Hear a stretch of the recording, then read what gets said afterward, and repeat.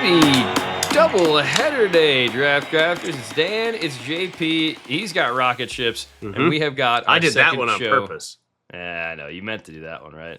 Yeah. We got our second show of the day because, you know what, with the way the schedule is looking at this week, you, sir, by the way, I forgot to say this last time, but happy birthday to JP. Gracias.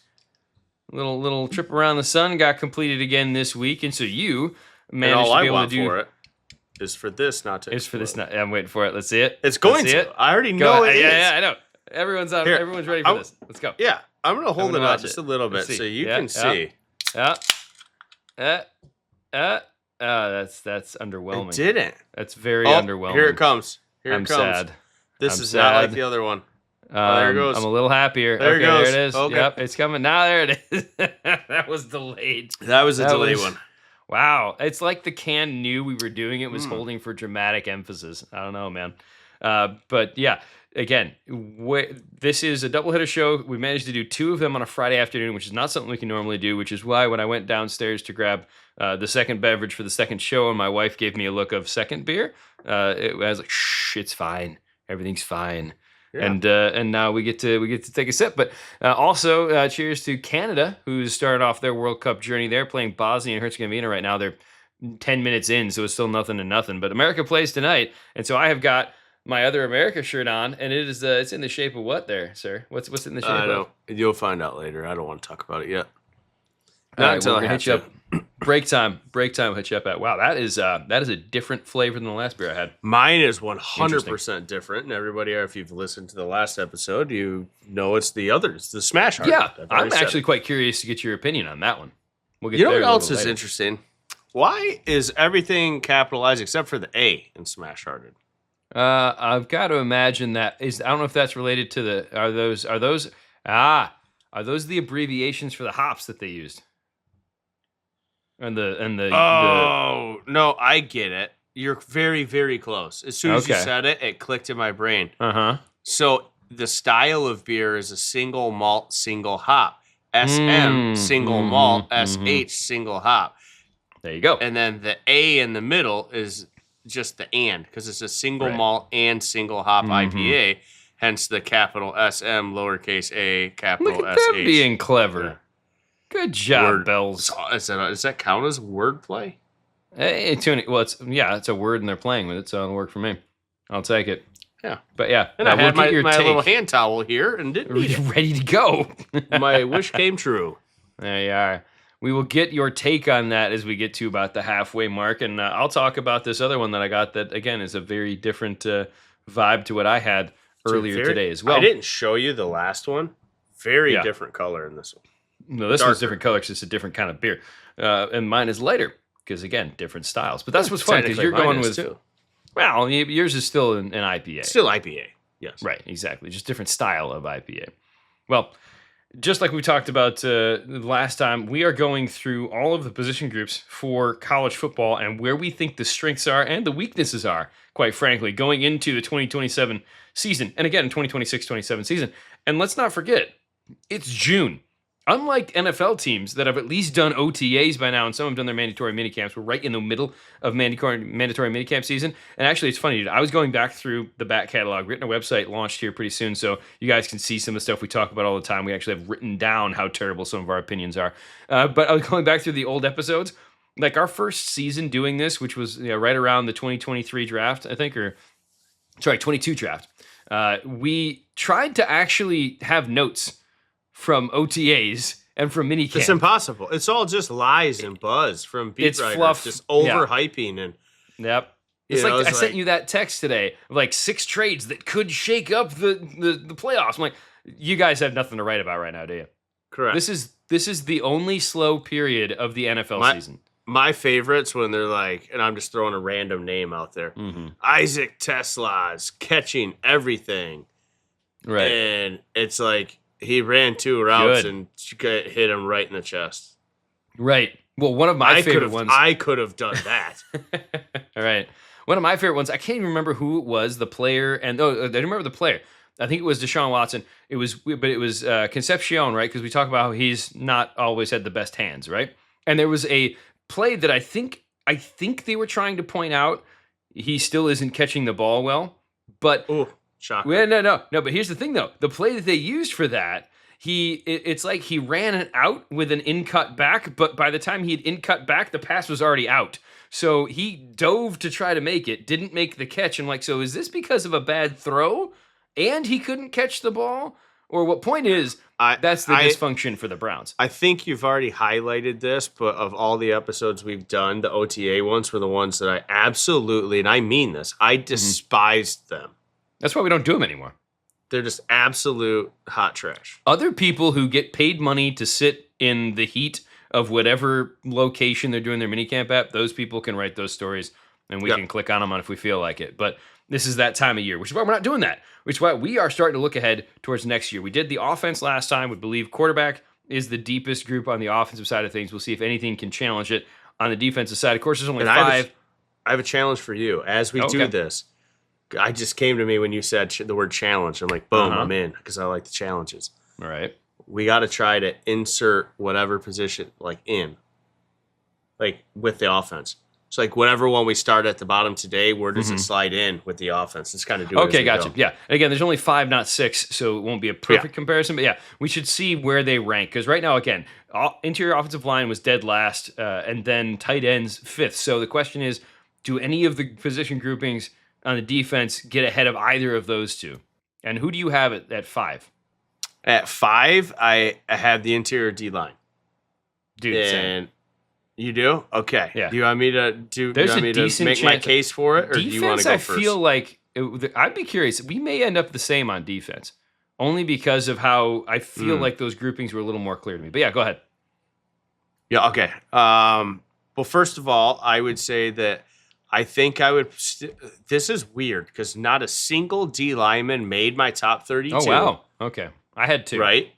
Not a single one made it for me. Mm-hmm. 0. No. Should I say no? No. There you go. That works. Yeah. Because it's soccer season. Well. Nil. Nil. That's what it is. Sorry. But so none of them made top 32. But I think I would still put D-line. I know I would put D-line above interior O-line. I think I also would put D-line above tight ends. Just because I feel like there's more depth. There is more depth. While I don't have a number 1, there's tons of intrigue with, heck, this even like Ezra Christensen. Class. But the guys that are up there that almost made it for me, like I don't even know who my number 1 D lineman is, Dan. Like it's probably Moten. Yeah. Yeah. Moten's right there for me. A little bit older of a prospect too, but I mean, you've got. I already said a lot of people are interested in Ezra Christensen. Moten's probably my number 1. Jordan Ross, there's a ton of buzz for, and I kind of like him too. David Stone comes out. Yeah, and I've got him on my list too. David Stone or Moten are probably for the time Stone being is my number 1. People. Most people have got Stone at the top of the list. I would probably put Stone above Moten too because he's 2 years younger. Right. That's one of the reasons why Eccles is up there. But. Yep, he's still technically 19. Yeah. You have Amari Washington, who's in there. Is early leader for guy that we disagree with everybody on. Yeah, probably. Yep. Maybe not as much as some other guys. I think I have him as a day 2 guy. Right. He's a second, third tweener for me. But a lot of people have him in the first round. No, I would no. Well, I don't have any in theory. Right. Any D lineman. So definitely not him. Yeah, he's a world of potential that hasn't even made it off of a continent yet. I mean, it's like there's another guy that has all the hope in the world, but we have to see it put together. And maybe this is the year for him. So I don't know. So you agree? You would put it above tight end as well? Yeah. Sorry, I had Anthony Smith as the D lineman for some reason. Well, because he can do it all. He can do it all. We'll talk about him later. I know we were going to talk about him later, but just because you said his name already, we had a fun thing where I was like, he's an edge rusher, and you're like, he's a D lineman. He weighs 280 some pounds, and I surfed the internet and sent the first picture of him from practice. Yep. I'm like, even if he is 285, he's 6'6" or like whatever. a D lineman to you or an edge rusher. And that's what it is. He's more like he's so tall on that frame that 285 looks normal. Dare I say he's a Keldrick Falk who can actually play football? Well, I mean, Keldrick doesn't want you to say that, but yeah. But again, I do agree with you. I do think the D-line slots ahead of both interior O-line and tight end. Yeah. Tight end's obviously closer, but it again, there's a couple tight ends that I probably like better than most of the D-line class as far as but then the rest of the tight end group is low enough to where D-line balances it out. Who's next? Yep. Do I have to? Yeah. No, I don't want to. Do it. It makes me sad. Oh, I know who it is then. Yeah, we agree on this one too.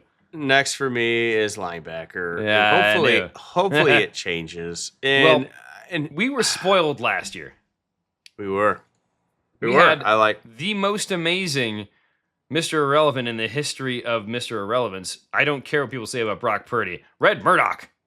It was amazing. Brock Purdy, we knew was going to be a late round draft pick. Red Murdoch should not have been. I could have easily put linebacker below D-line and not been upset. They were almost tied-ish for me. Because here's the thing. I get it. I'm looking at the names again, and I get it. I've got 4 clear top linebackers going into the season, okay? Mm-hmm. And let me just rationalize this a little bit for you. So my number 1 linebacker, I actually really, really do like in Sammy Brown. Okay, he had 100 tackles, by the way, very productive season. What's up? If Clemson doesn't find a way to get the Bad Bad Leroy Brown song to be Bad Sammy Brown, that needs to happen. And Bosnia just scored on Canada, maybe, which I realize for most people doesn't matter, but that's kind of a big deal when you're playing at Canada at the start of the World Cup. We'll see if it actually stands, though. That's a huge deal. To put the flag up for that kind of stuff. Continue, though.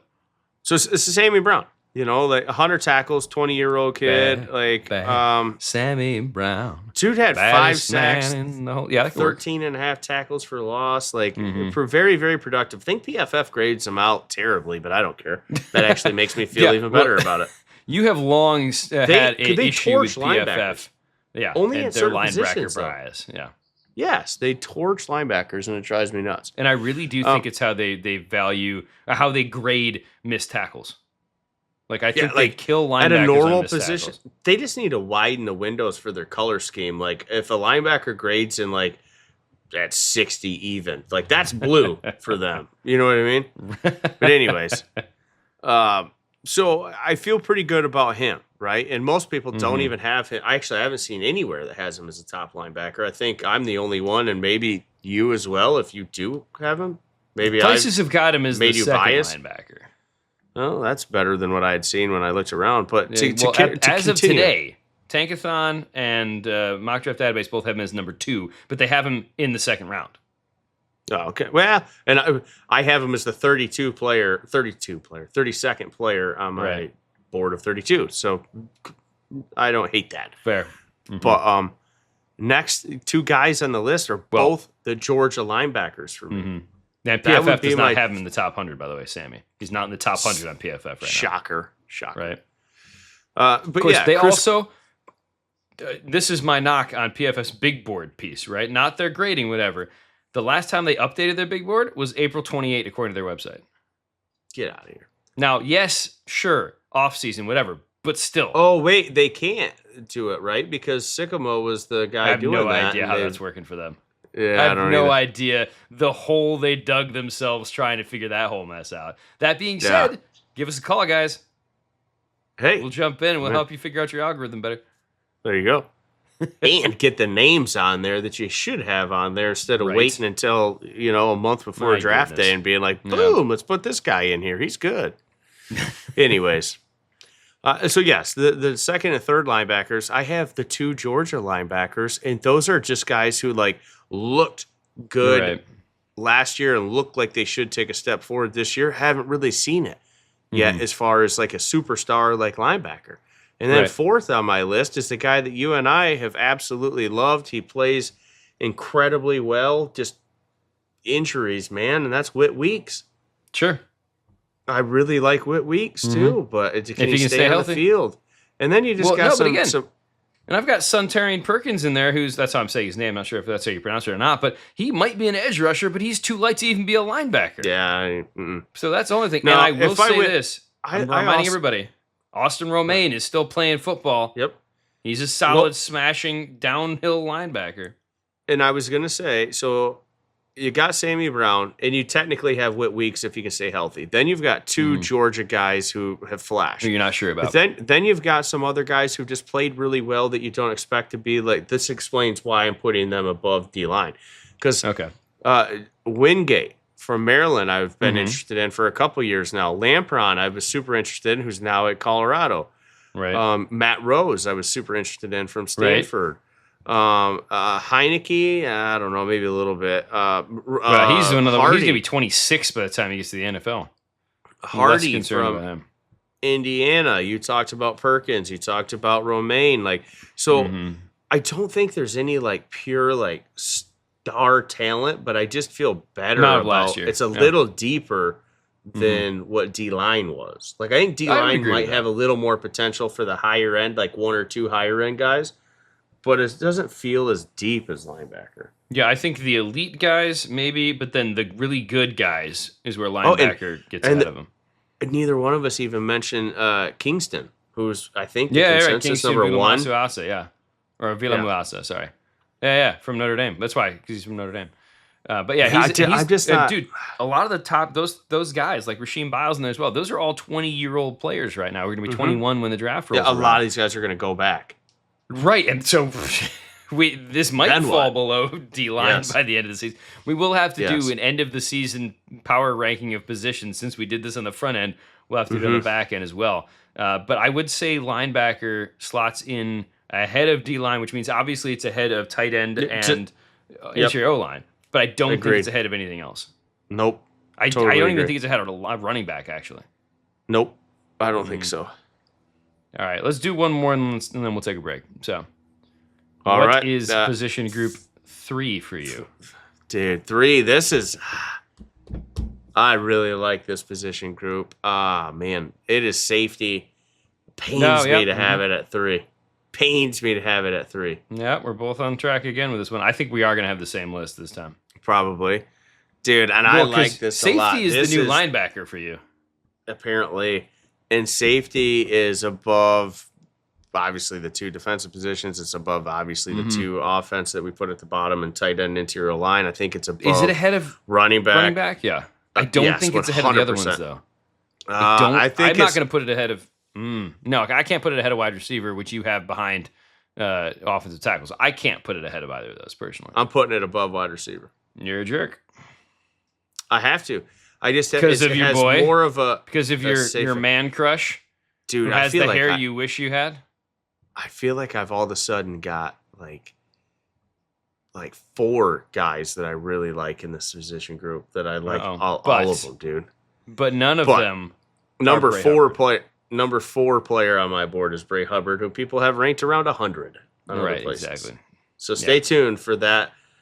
He is hands down a my guy already. JP is a my guy forward. Last year. Yeah, he's looking forward to putting the validated GIF in our little chat with Brad. I mean, because Bray Hubbard, like you talked about, has all of the instincts that you want. Maybe not quite the top end athleticism of some of the other guys, but when you look at on field, athlete too. Again, that's the reminder though. But on field, you can be a 1/10 of a second slower than someone else in the 40 and be 2/10 of a second faster reacting. And it doesn't matter. I think it's his rumored 40 times in the 4.4s.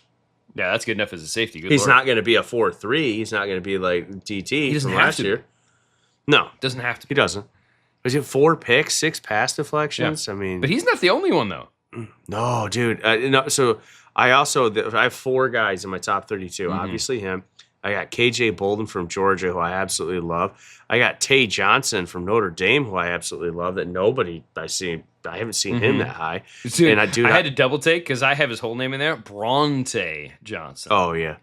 I got Amari Farrell from Indiana, who I like a lot too in here. Those 4 are great, and like we're not even getting into some of the other potential guys who could sneak up, like a Coy Parrish, or a lot of people like him. A lot of people like Peyton Bowen. You know what I mean? And I don't know. I have at least 35 safeties on the board right now. Let me see. Not organized properly, but there are 35 names on here that are even at in 33. there. And that's even part of it's because, 33. dude, part of it is because I've gone through some of the smaller schools and I've grabbed who I think is probably the best, chances. So I do have an Akron Zip and a Buffalo Bull on my list as well.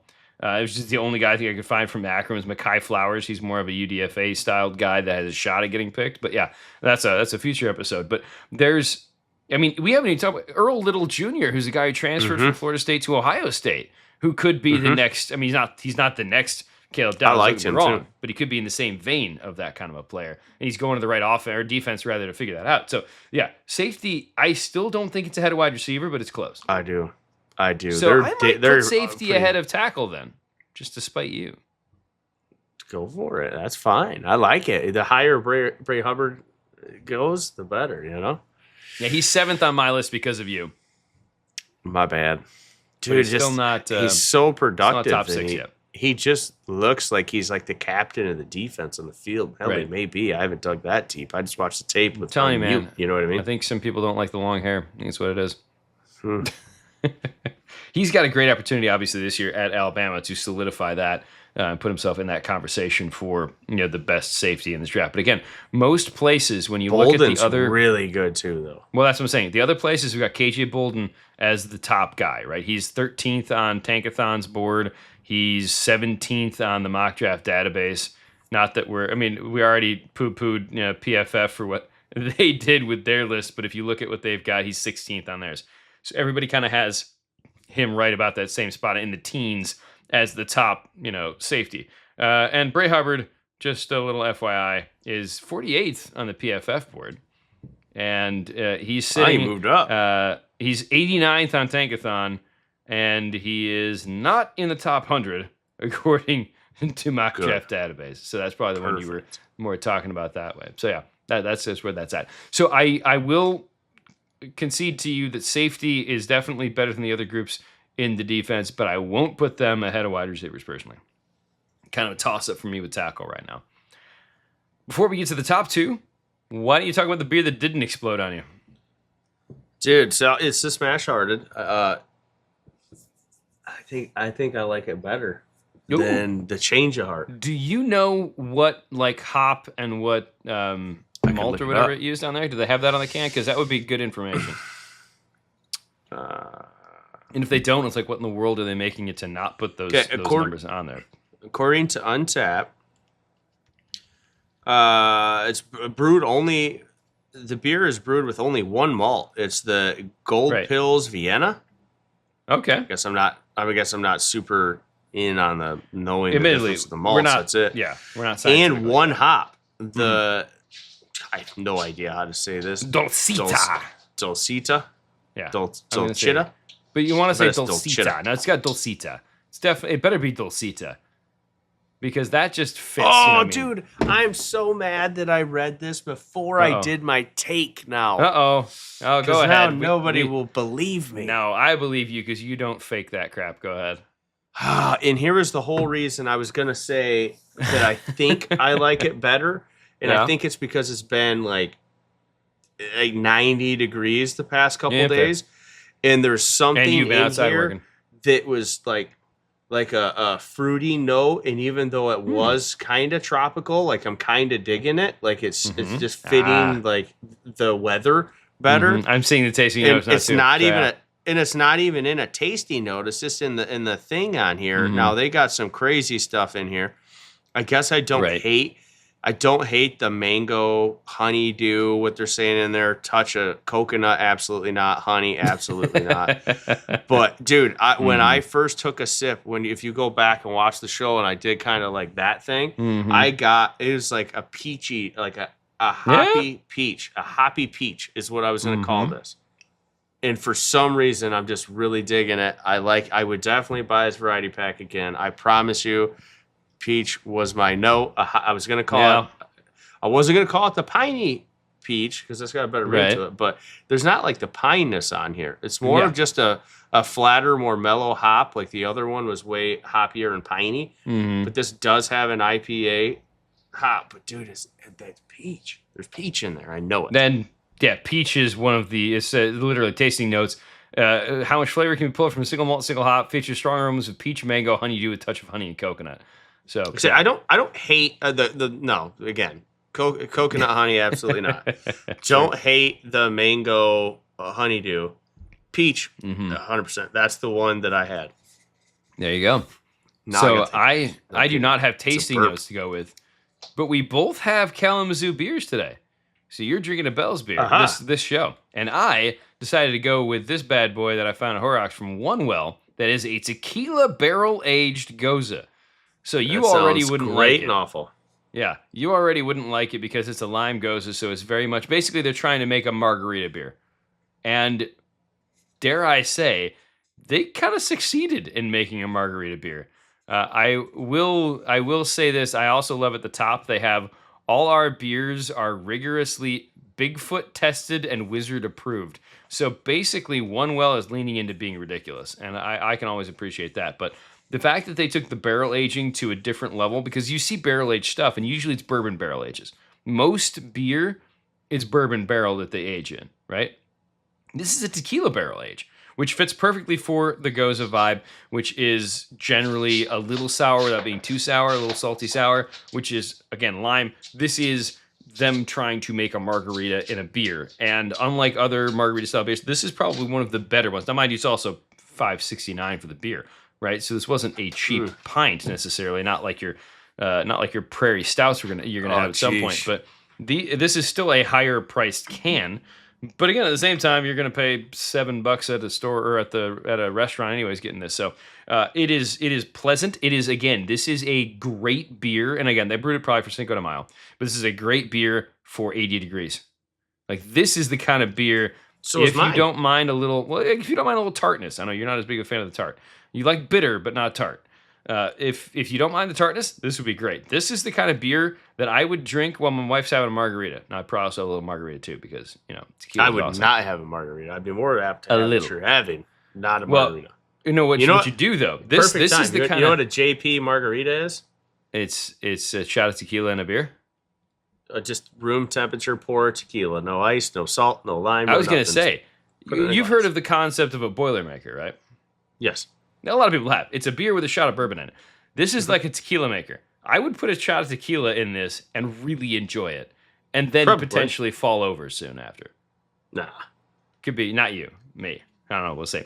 That's not going to happen today, though. So, but this, again, this is, again, a tequila barrel-aged, only goes to show it's very good. Like, I'm giving this a 3.5. I know you wouldn't, because it's too tart for you. But they did such a good job of balancing it. It's a very subtle tequila barrel in the best way. I gave that a 3.75. Ooh. Well, I mean, now I've got to go get that pack. I like that one.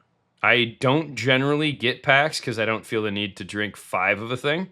But I will have to get that pack now because you have given positive endorsements to 2 of the 3 beers in there. And the other one we also like. So, yes. The rare variety pack. I'm about to say the rare variety pack where all of them hit, because usually there's like 2 or 3 that hit and then one is to throw in. Plus, now you're going to have these 2 head-to-head to see who wins for you on the show. We're going to have to do another double-up episode, or I'm just going to have to try to drink 2 beers in the show. So that's going to be an adventure in its own right. That's fair. All right. Before we get to the second half, don't mind me stretching and getting a logo up in here. You have been going on about this for about a week now. Because while this is a football show that also dabbles in beverages, it is by no short recollection that your second favorite sport, or first depending on the time of year, is hockey. Second favorite. It's my second favorite sport. I would say that even the Red Wings are my second favorite team, even over like a Michigan Wolverines football team. It goes Lions, Red Wings for me. Mm-hmm. Those are my top 2 teams.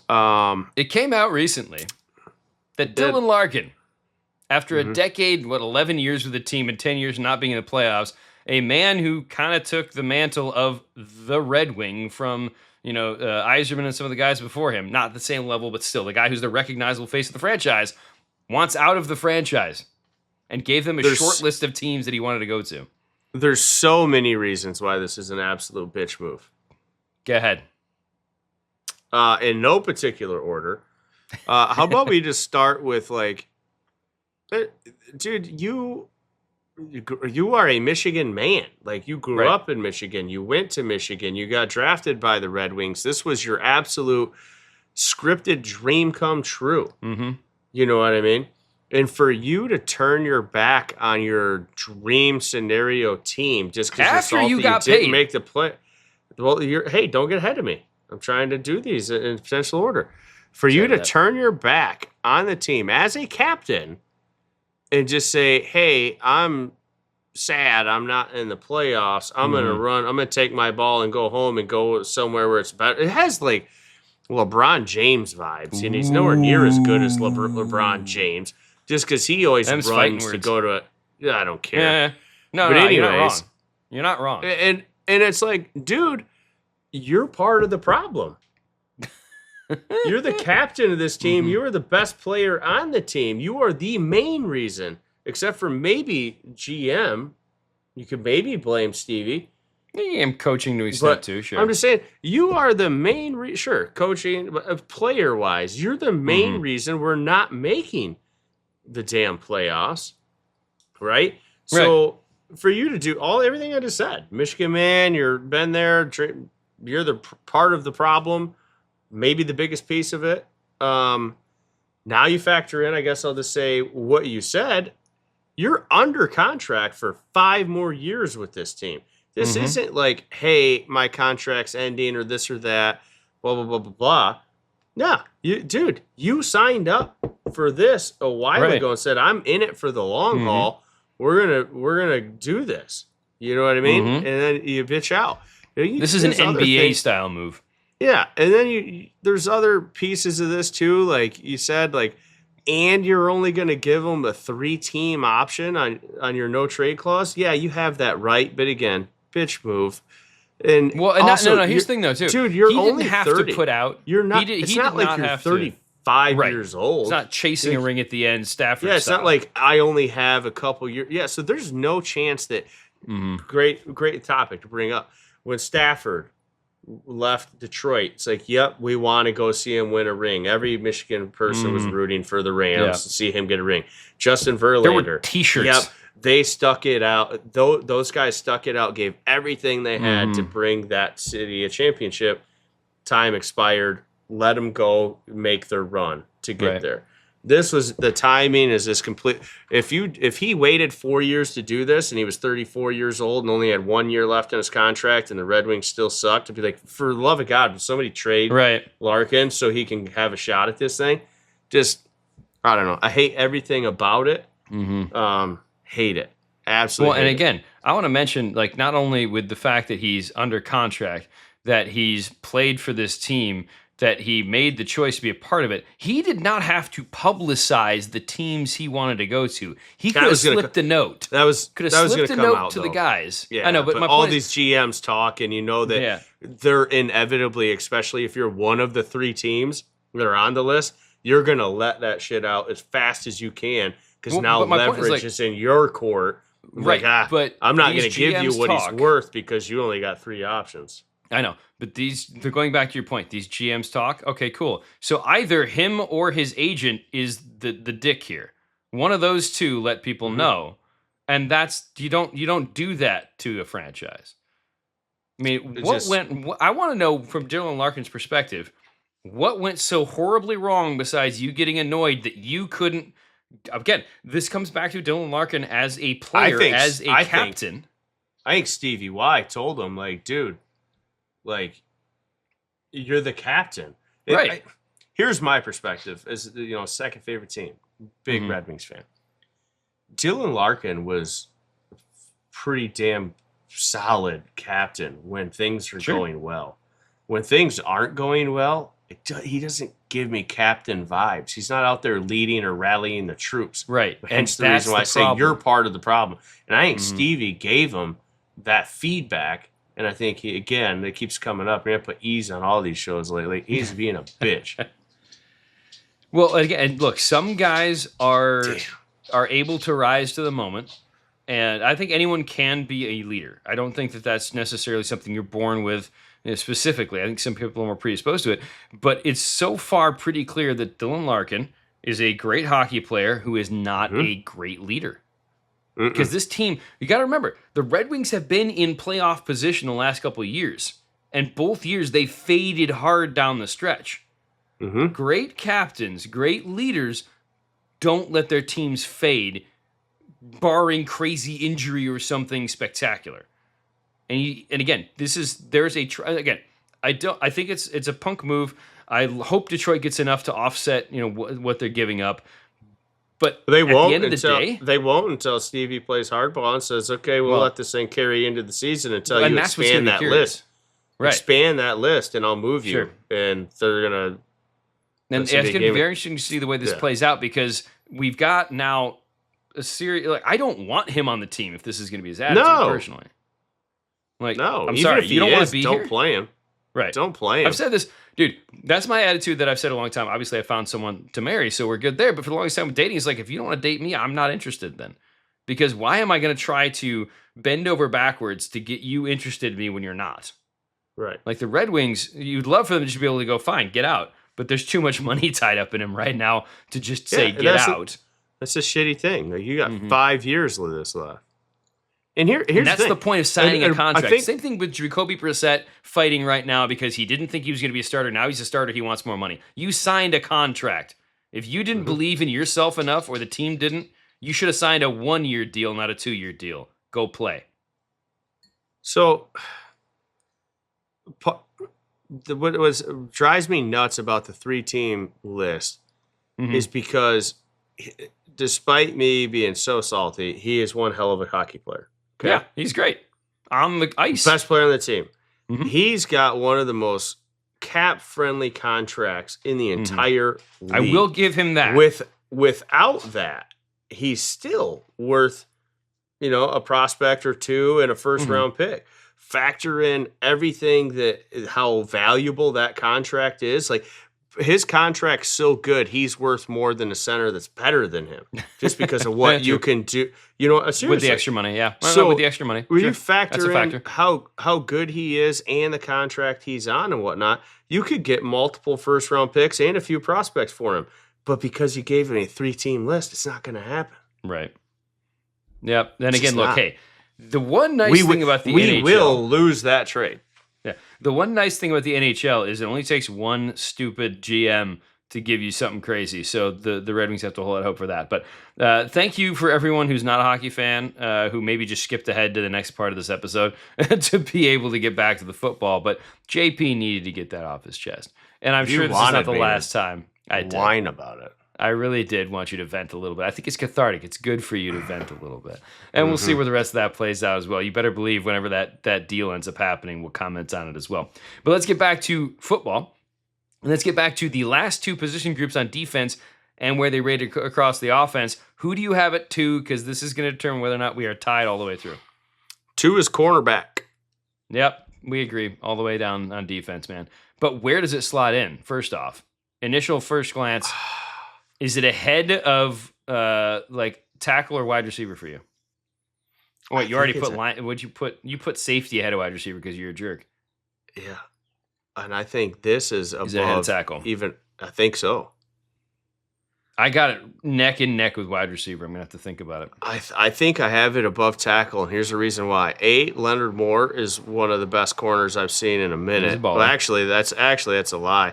My boy at Oregon, who's too young to come out right now, he's probably. We're only focused on this year. I know, but Leonard Moore is insanely good. He's number 3 player on my overall board, and I really, really like Kelly Jones, Xavier Brown, and Ellis Robinson the 4th. I like. About time you start liking some tall corners.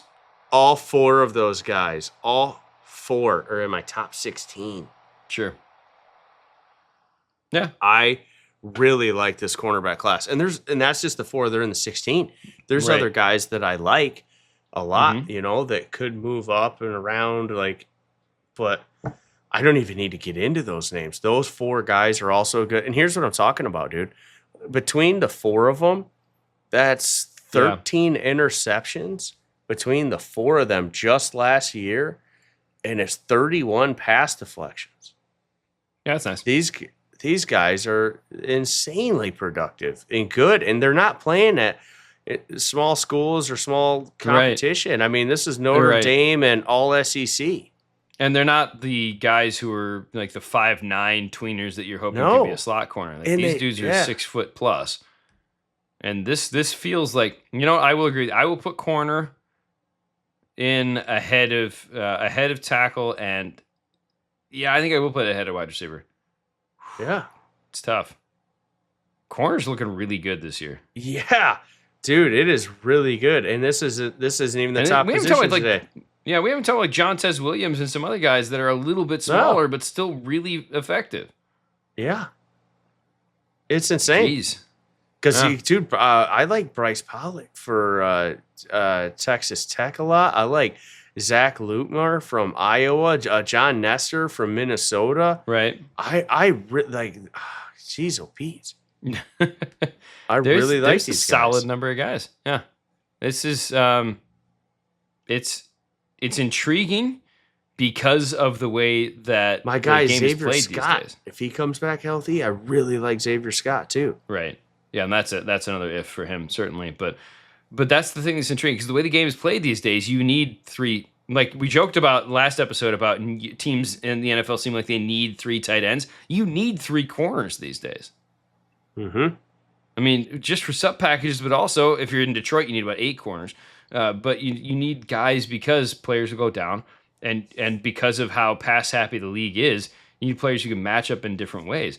And yeah, this is a surprisingly deep class, because even some of the names that are further down the list that are in that mid tier are still at least capable. Mm-hmm. They're not top level, but they're still capable to contribute to a roster.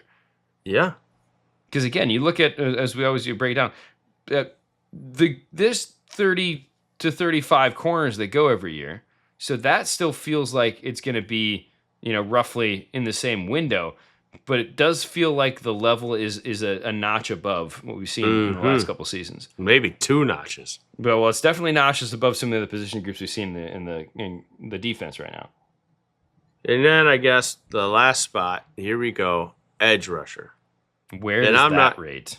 I'm not going to lie to you, but it's second overall behind quarterback, and it's close. It was close for me. Yeah, I would believe that, because I think there's... Dude, I have 8 in my top 32. I have 8 edge rushers in my top 32. 7. So yeah, both of us are very much on board with and again, we usually see that many go anyways, or close to that, because of the positional value. But this is stripping some of that positional value away. This is just talking about the talent that's there. Colin Simmons, Jan Pierre, Prince Emmanuel, John Henry Daly, the mayor of Sacktown, Cleve Lubin, Quincy Rhodes Jr., Will Helt, Anthony Smith, other guys you haven't mentioned yet that are probably on your list. I think the only one that you missed was, I don't think, did you say Dylan Stewart? Well, Dylan Stewart's like right on the edge of my top 32. I mean, I have 4 in my top 13, which is crazy. But so here's the main reason I say, and dude, there's other guys like Trey Orr from Notre Dame that I kind of like too. But here's the crazy thing. Plus, his name is Boubacar. Yeah, think about this. Actually, I'm going to go verify it. Well, so Adam Trick is another one. If he can be another Texas Tech guy that's actually allowed to play. Edge rusher, 2026 board. Okay, as I look at this, right? Mm-hmm. David Bailey. Yeah. Gabe Akis. Derek Moore. Had a rough start. Derek Moore. The only 3 guys that were in my top 8 that had double-digit sacks. Mm-hmm. As going into like the draft season. So 3 of my top 8 had double-digit sacks. This is the stats based on your year before your draft season. Of my top 8, there's 1, 2, 3, 4, 5, 6 of them are already in double-digit sacks and haven't even played in their draft year. Yeah, that's a good sign for the strength of the group this year. And then you go even below that. Boubacar's not in there, and he's got double-digit sacks. Joud I think's how you say his name. It's a guy I think you mentioned last year for North Carolina. He had 12 this past year too. Yeah, he's a weird nowhere one. near up there with other guys. No, he's a weird one for sure. He's definitely more of a situational weird one. And there's one, 1, 2, 3, 4, 5 that have 9/8 sacks who are just right there on the edge. There's a lot of sacks in this class for not being the draft year. Which is wild when you think about it, because again, usually you're expecting that to be in that senior year or that year right before they come out. Yeah. Why didn't some of these guys come out? And we're not even talking about like Mateo Uangalule that I don't even have in my top 10. But because he had 6 sacks, but a lot of people, I liked him a lot. He just had a down year. He could rebound. We're not even factoring the rebound guys. And to be fair, you have to factor in that not all these guys can hit double-digit sacks, or can they? I don't know. They could. Most of these guys aren't competing with other players. But yeah, like for example, Tankathon has Mateo at 19 right now. And if you look at the database, has Mateo at 21. So people are still very much riding the Mateo train. And I didn't mention Damon Wilson Jr. either, who, I kind of did. He's one of those 8 guys. He had 8 sacks. Yeah, but he could light it up with Miami the way that, dude, if he's got Jason Taylor coaching him, you liked him last year. I'm not gonna say it's above quarterback, but I'm gonna call it an even tie. No, I would agree with you, because I still have it a notch below. But the smallest notch ever below. Yes. But here's the crazy thing: the top 2 positions are arguably the 2 most premier positions. Which is why this is going to be a fun draft. Yeah. Good luck mocking it. Well, but also, this is actually good for us, because you say good luck mocking it. I think it takes some of the guesswork out for some teams. I think because the positional I'm going to do a 180 from. I'm always between 8 to 14 first round grades. I think this year I'm going to be in the 20 range. Yeah, this could be a big year for you for the top end talent. Yeah, it's insane. It'll be fun. Now again, all of this is on June 12th. Yeah. We are 2.5 months away from the start of the actual season. Paid to stay. Well, how many are going to stay? How many are going to have rough years? How many are going to get hurt, which you hope none of them do, let's be honest. We never want an injury for anybody, even an Ohio State player. You don't want guys getting hurt as the reason why things don't pan out for them. But there's so many things that can go into this. So, final list of those 11 position groups right now. You got quarterback at 1, edge at 2. That's a 1A, 1B. All right, quarterback at 1A, edge at 1B, depending on the day and how you're feeling and who can hit who. Mm-hmm. Oh, you want me to go through and rank them all? Yeah, I want you to go through all of them right now. Oh, shit. I thought I already did it. You did, but now we're recapping. That's how we do this. All right. So, quarterback / edge rusher, right? Sure. Then I think safety. No. Then corner ahead of safety.